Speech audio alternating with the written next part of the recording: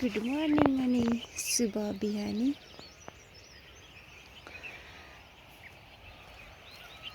आँटे चाहिँ पुगोस्, सोचे चाहिँ पुगोस्, सोचे चाहिँ पुगोस्, खोजे चाहिँ पुगोस्।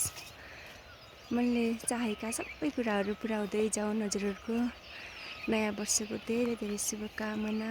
2082 सालको आज हामी बिहानी एकदम कुल चिसो चिसो मौसमको साथमा छौँ। हामी चाहिँ मटर तोडन गर्दैछौँ। हजुरहरूलाई नयाँ वर्षको धेरै धेरै शुभकामना। कति दाजुभाइ दिदीबहिनीहरू विदेशमा हुनुहुन्छ, कति भारतमा हुनुहुन्छ, कति नेपालमा हुनुहुन्छ। सबै आफ्नो पेसामा हुनुहुन्छ। जहाँ जस्तो अवस्थामा भए पनि ह्याप्पी न्यु इयर सबैजनालाई।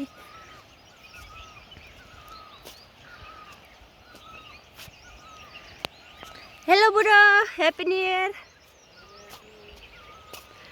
खुसी चाहिँ हुनु, मन चाहिँ नफेर्नु है।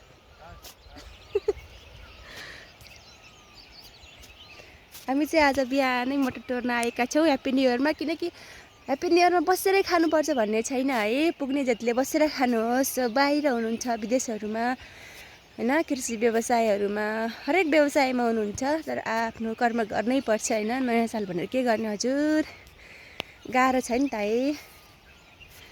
बुढोले मटर छान्दै हुनुहुन्छ, खानलाई हो कि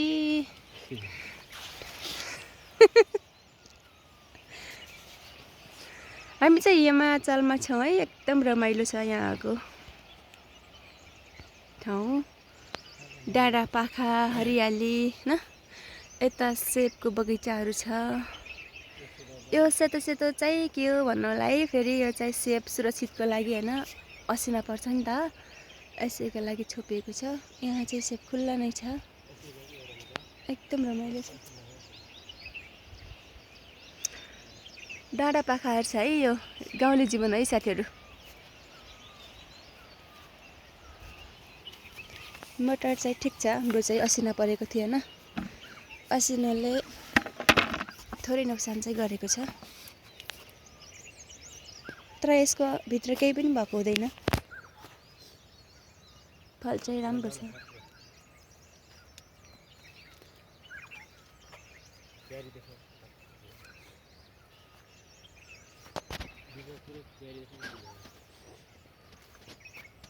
ठिक छ होइन त कृषि व्यवसाय। हामी चाहिँ इन्डियामा आएर गरिरहेका छौँ है साथीहरू। क्या गर्नु, नेपालमा गएर पनि गर्नेछौँ पछि।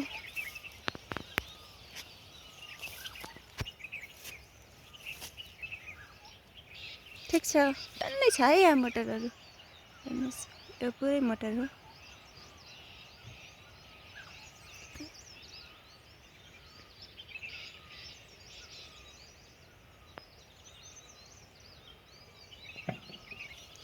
मेरो आफन्त बुवाआमा दाजुभाइ दिदीबहिनी सबैजनालाई नयाँ सालको धेरैभन्दा धेरै शुभकामना दिन चाहन्छु। आगामी बितेका वर्ष जसो जसो भए पनि आउने सालहरू, आउने दिनहरू एकदमै रमाइलो होस्, सबैको सुखमय होस्, यही चाहन्छु म। सबैजना खुसी भएको देख्न पाऊँ, सबैजनाले प्रगति गरेको देख्न पाऊँ न। नयाँ सालले नयाँ हर्ष उमङ्ग ल्याएर आओस्। दुःख कष्ट कसैको जीवनमा नआओस्।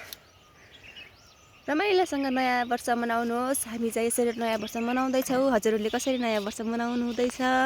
जे जस्तो भए पनि आफ्नो काम, आफ्नो खुसी, आफ्नो कर्ममा सन्तुष्टि हुन सिक्नुहोस् है। धन्यवाद।